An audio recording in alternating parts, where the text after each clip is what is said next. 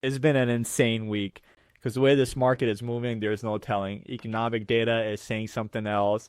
The war news is saying something else. The Mag 7 making a return is surprising. The software stocks that were struggling due to cybersecurity releases just made a comeback. Mining facilities are getting approved left and right for North America because they want to get away from China. So the market is essentially in a slight boom.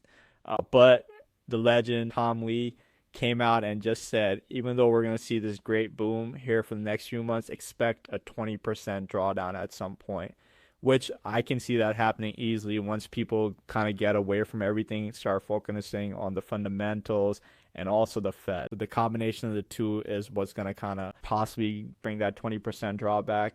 But essentially, looking at the earnings week, they're establishing themselves really well because all these companies are maneuvering around AI in a way where they're raising their profits, they're raising their productivity. It's also on the back burner of firing a lot of people. So how can you really say, it's going to be great for the economy? The S&P 500 is up 1.5%, hitting a record. Nasdaq Composite is up 1.8%, led by a 16.5% surge in AMD and 13% in Intel.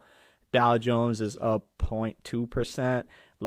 Russell 2000, it's up 1.1%. Gold is up 3.2%. It broke above 4,700 an ounce due to a weakening US dollar. Crude oil is down 6.8%. So overall, the market is looking really, really good from where we were at, and the sentiments of the war distracting us on a daily basis. Approximately 89% of the S&P 500 companies have reported their earnings. It's looking like it's a everything rally, which has been amazing because gold is up, even Russell 2000 is up, where all the big names that were lagging and people were kind of backtracking away from are showing immense growth. And this isn't simply based on, buy the dip mentality. The earnings and the reporting and the growth projections were all great. So looking at the entire market, the only issue that's left is the concentration into semis, essentially the memory stocks and data center stocks and anything correlated with that.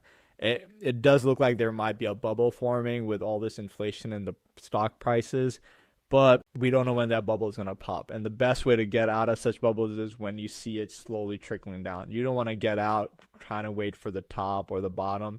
You want to slowly ease your way out if you're feeling like the bubble's going to pop and there's just too much concentration in the market.